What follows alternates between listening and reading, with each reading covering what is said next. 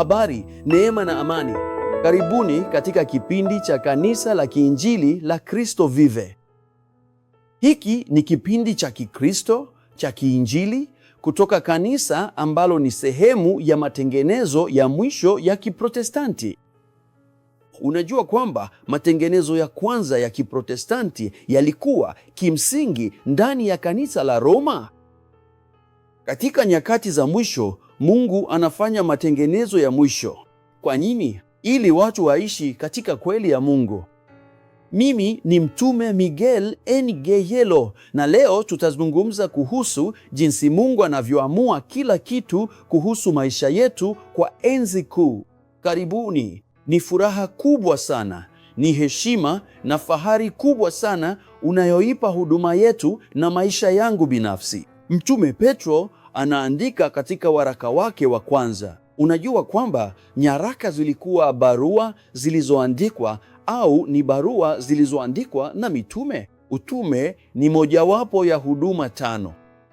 Mungu aliinua mitume, manabii, wainjilisti, wachungaji na walimu. Hivyo ndivyo kanisa lako linapaswa kuongozwa na mitume, manabii, wainjilisti, wachungaji na walimu.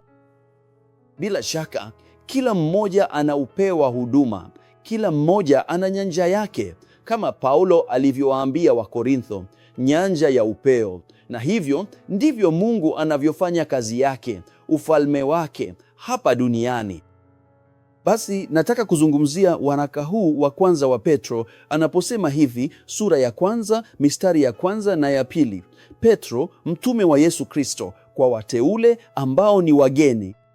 Kwa hivyo kanisa lilikuwa katika sehemu mbalimbali. Watu kwa sababu ya mateso ya kidini walilazimika kwenda maeneo mengine. Basi anasema kwa wageni waliotawanyika katika Ponto, Galatia, Kapadokia, Asia na Bithinia. Basi anasema, angalia, watu ambao walichukuliwa hadi maeneo haya, ambao Mungu aliruhusu wakimbie hukumu na mateso. Sikilizeni, nina ujumbe muhimu sana kwenu. Anasema, wateule, kwa kufuata utabiri wa Mungu Baba katika kutakaswa na Roho, ili wapate kutii na kunyunyiziwa damu ya Yesu Kristo, neema na amani na ziongezeke kwenu. Mistari hii ni muhimu sana kwa maisha ya kiroho, kwa sababu Petro anasema kupitia barua hii anaandikia Wakristo waliotawanyika. Naye anasema, nataka kuwakumbusha kwamba ninyi mlichaguliwa na Mungu kulingana na utabiri wake. Kwa hivyo, jambo la kwanza nataka kukuambia ni kwamba uchaguzi, uteule, wito na kuhesabiwa haki havina sehemu yoyote ya mwanadamu. Anayeteua, anayeita, anayehesabia haki na kutukuza ni Bwana, si mwanadamu. Kwa nini? Kwa sababu binadamu bila Yesu amekufa katika dhambi na makosa. Amepofushwa na mkuu wa mamlaka ya anga. Yeye ni kama wengine, kama mwana wa ghadhabu. Kwa hivyo ni mwanadamu yupi aliye na uwezo wa kusema mimi nakubali kwa sababu mimi nataka, kwa sababu mimi nimeamua? Hakuna. Kama ingekuwa kwa utashi wa mtu mwenyewe, acha nikwambie kitu kimoja, hakuna hata mmoja wetu angekuwa kanisani, hakuna hata mmoja wetu angeokoka, kwa sababu mwelekeo wa mwanadamu wa kimwili ni kupigana na roho. Kwa hivyo Petro anawaambia wane waliotawanyika kwamba Mungu katika hekima yake isiyo na kikomo na enzi yake isiyo na kikomo alijua mapema wale ambao wangekuwa wake, ambao wangeokoka.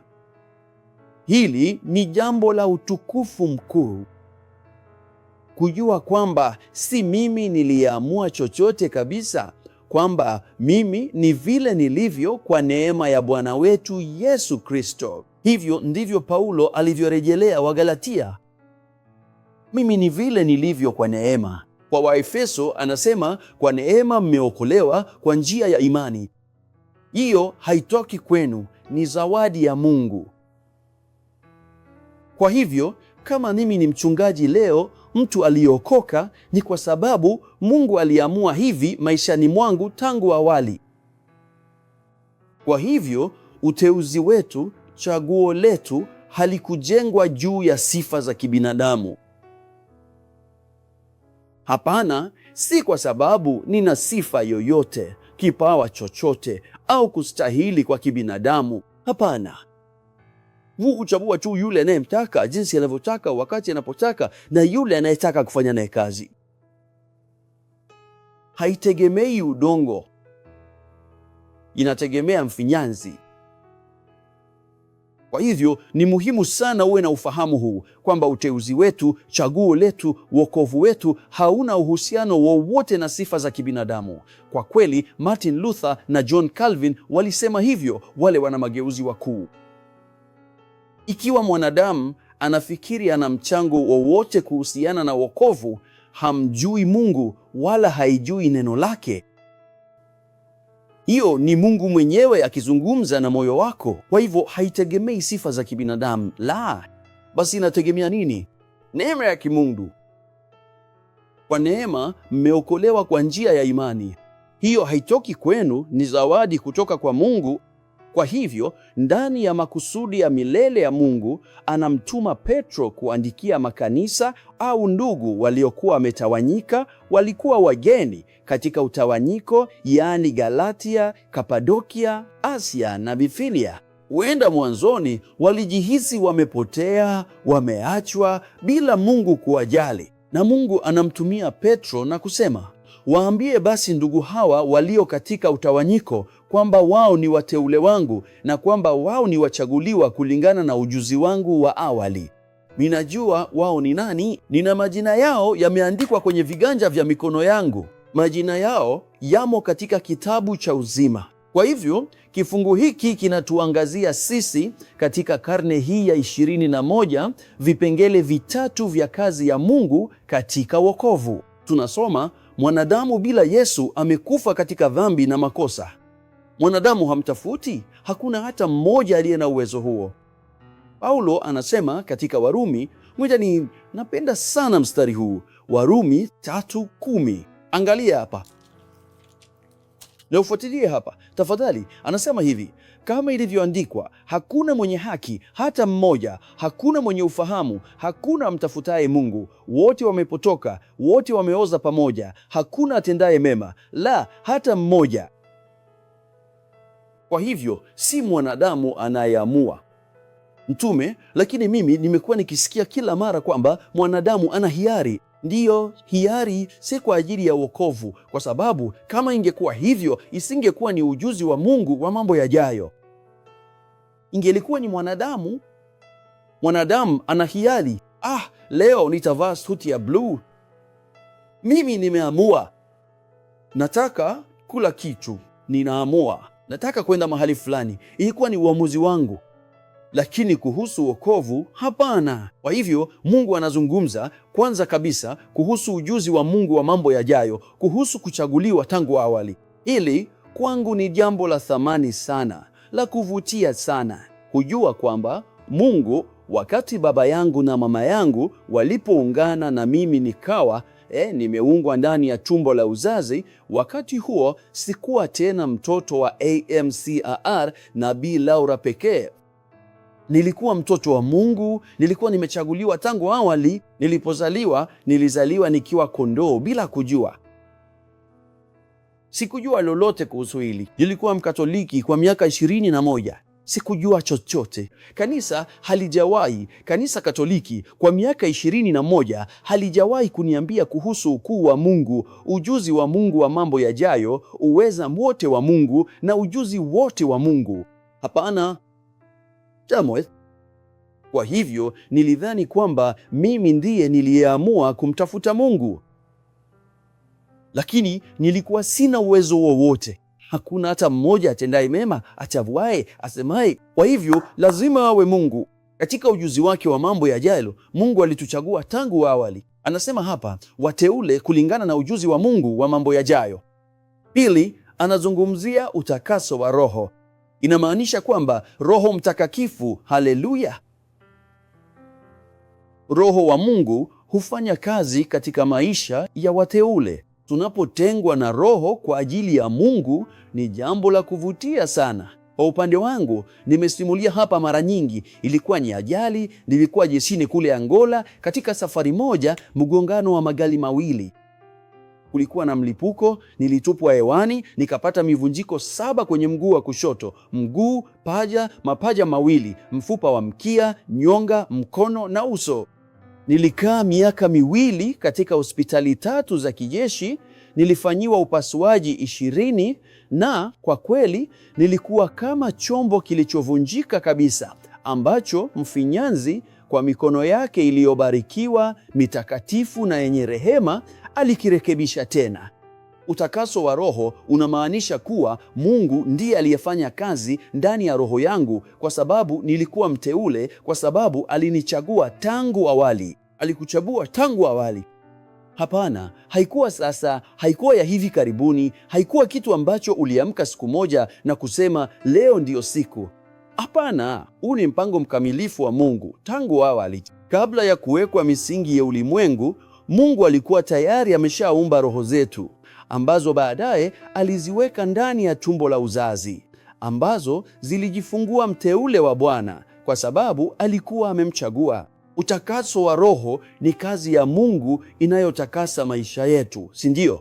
Kwa hivyo muamini anatii, anayoutii na kunyunyiziwa, si ndio? Angalia kile ambacho neno la Bwana linasema, utii na kunyunyiziwa damu ya Kristo. Kwa hivyo inamaanisha kwamba utii, leo naweza kusema mimi ni wa Bwana, nipo katika njia za Mungu, ninafuata safari ya kiroho kwa sababu kulikuwa na kunyunyiziwa, yani kumwagika kwa damu ya Bwana na Mwokozi wetu Yesu Kristo. Ndiyo maana muamini anatii wito wa Mungu na kutakaswa kwa damu ya Yesu. Kwa hivyo kitu pekee ambacho unaweza kuwa na uhakika nacho kabisa ni kwamba ikiwa unaye Yesu kama Bwana, au utakiri hivyo leo, ukiamini kwa moyo wako wote kwamba alikufa na kufufuka, kwamba yeye ni Bwana, haya yote ni kazi ya utabiri wa Mungu, ni kazi ya utii ambao sasa tunadhihirisha kwa hiari, na ni kazi ya kunyunyiziwa damu ya Kristo. Kwa damu ya Yesu, neno la Ufunuo linasema wakamshinda kwa damu ya mwanakondoo. Kwa hivyo neno utabiri ni muhimu sana kwa sababu linatoka katika lugha asilia ya Kigiriki prognosis. Prognosis inamaanisha nini? Alisema wateule kulingana na utabiri, si kulingana na hiari, si kulingana na uamuzi niliofanya, kwa sababu hakukuwa na yeyote, hakuna hata mmoja anayetafuta, anayeelewa, anayefanya mema, hakuna hata mmoja. Hakuna ambaye andiokolewa kama si kwa kazi ya Bwana wetu Yesu Kristo. Hakuna ambaye andiokolewa. Kwa hivyo prognosis, yani ujuzi wa awali, inamaanisha maarifa ya awali yaliyotangulia na uamuzi wa Mungu. Kwa hivyo wazo kuu la prognosis si kwamba Mungu alijua tu. Mimi husikia watu wakati mwingine wakisema, Mungu alijua. Kwa hivyo watu wengi hata husema hivi, tunahubiri Injili kwa nini? Kwa nini tunatumia pesa kwenye redio, televisheni, satelaiti na kwenye vyombo vya habari? Kwa nini? Ikiwa Mungu alijua tayari. Si kwamba Mungu alijua tu, hiyo ingekuwa ni kumwekea Mungu mipaka. Alijua. Wazo la prognosis si kwamba Mungu alijua wakati ujao, bali kwamba Mungu aliamua. Mungu aliamua kwamba kulingana na kusudi lake sisi tungeokolewa. Hili ni jambo la ajabu. Niko mikononi mwa Mungu na wewe uko mikononi mwa Bwana. Kwa hivyo kifungu hiki cha Petro ni muhimu sana. Nazungumzia sana hili hapa kwa sababu ni kifungu kinachosisitiza uchaguzi wa waumini. Muamini katika Yesu Kristo ni mteule wa Mungu. Hii imejengwa juu ya maarifa makuu ya Mungu na neema yake ya ajabu. Enzi kuu ya Mungu na neema yake ya ajabu. Hili ni muhimu sana kwa sababu unapoanza kupata aina hii ya maarifa, macho yako ya kiroho yanaangaziwa. Unaanza kuelewa utajiri wa urithi, wokovu wako na usalama wako. Hauogopi tena shetani yeyote, hauogopi wanadamu, hauogopi uchumi, hauogopi chochote. Una msimamo usioharibika na usiovunjika. Hauwezi kuvunjwa, hauvunjiki kwa sababu ya maarifa ya Biblia takatifu. Mimi nahitaji kuacha neno la mwisho moyoni mwako kutoka kwa mtume yule Mtakatifu Petro, ambapo anasema katika waraka wa pili, katika barua ya pili, kwa kuwa uwezo wake wa kiungu umetujalia vitu vyote vinavyohusu uzima na utauwa. Ilikuwa kwa uwezo wa Mungu. Anasema kwa maarifa kamili ya yeye aliyetuita kwa utukufu na wema wake mwenyewe. Sema utukufu kwa Mungu. Yeye alituita kwa utukufu na wema wake. Ni yeye. Sema ni yeye. Sema kwa sauti hapo, ni yeye. Yeye amekuita kwa utukufu wake na wema wake. Kwa hivyo, ikiwa ni yeye anayeita, mpendwa, ni nani awezaye kututoa kutoka mikononi mwa Mungu? Alisema, kutoka mikononi mwangu hakuna atakayenyang'anya. Nitawapa uzima wa milele, wataisikia sauti yangu, kondoo wangu. Alisema katika Yohana 10:26, ninyi hamwamini kwa sababu ninyi si kondoo wangu. Kama Mungu angependa kuokoa kila mtu, angefanya hivyo. Haitegemei yule anayetaka. Ilisema katika Warumi, haitegemei yule anayetaka. Inategemea Mungu kutumia rehema zake. Na Mungu anatumia rehema zake. Mungu amekupata leo kupitia kituo cha televisheni. Mungu amekutafuta ndani ya chumba hiki cha wagonjwa mahututi ICU, ndani ya gereza hili, hospitali hii, kliniki hii, hali hii mbaya unayoishi kihisia, hata hisia za kifo umekuwa nazo. Kuna mtu anayeshiriki kipindi hiki, anasema, mimi nataka tu kukatisha maisha yangu kwa sababu siwezi tena kuishi. Sasa unajua kile Biblia inasema? Yeye alituita kwa utukufu wake mwenyewe. Ni yeye. Hakuna hiari. Iko wapi kwenye Biblia? Hakuna msemo wa hiari ndani ya Biblia. Je, mlijua hilo? Haipo. Wanadamu wanahubiri hiari ambayo haimo ndani ya Biblia. Yeye ndiye alituita. Hii lazima itokane na maarifa kamili ya yule aliyetuita kwa utukufu na wema wake, ambavyo kwa hivyo tumepewa ahadi zake kuu na za thamani, ili kwa hizo mpate kuwa washiriki wa asili ya kimungu, mkijiepusha na uharibifu uliomo duniani kwa sababu ya tamaa. Naye anasema, kwa sababu hiyo, nanyi mkijitahidi kwa bidii yote katika imani yenu, tieni wema, na katika wema wenu maarifa, na katika maarifa yenu kiasi, na katika kiasi chenu saburi, na katika saburi yenu utauwa, na katika utauwa wenu upendano wa ndugu, na katika upendano wa ndugu upendo. Maana mambo haya yakiwa ndani yenu na kuongezeka, yatawafanya nyinyi msiwe wavivu wala wasio na matunda katika kumjua kikamilifu Bwana wetu Yesu Kristo. Yaani, unapoisikia kweli, haubaki bila matunda, huachi kuzaa matunda. Yeye ndiye aliyekuita kwenye utukufu wake. Yeye ndiye aliyepanga mkutano huu. Mkutano wetu huu hapa Bandeirantes, kwenye redio unayonisikilizia, kwenye mitandao ya kijamii, ni mpango mkamilifu wa Mungu. Aliwaita kwenye utukufu na wema wake. Kwa hivyo anawaambia wale waliotawanyika sehemu ya galaksi, angalieni, mimi ndiye niliwachagua nyinyi. Anatuma ujumbe huo katika pembe 4 za dunia, kwa sababu kipindi hiki kitatafsiriwa pia katika lugha nyingine. Anasema, mimi ndiye niliyekuchagua, mimi ndiye niliyerehemu, mimi ndiye niliyekupenda, mimi ndiye niliyekuhesabia haki, mimi ndiye niliyekuokoa na hukumu. Hakuna tena hukumu. Hakuna hukumu yoyote kwa wale walio ndani ya Kristo Yesu, kwa sababu roho ya mauti imeondolewa katika maisha yetu. Roho ya uzima iko ndani yetu. Roho ya uzima ni nini? Roho Takatifu, Bwana Yesu Kristo. Pokea neno hili. Pokea kwamba utabiri uliopanga kila kitu, utabiri wa Mungu. Na iwe hivyo. Hivyo ndivyo Bwana alivyosema. Asanteni nyote mlionijumuikia kwa nusu saa hii. Natumai katika Mungu kwamba jambo la maana sana linajidhihirisha katika maisha yako.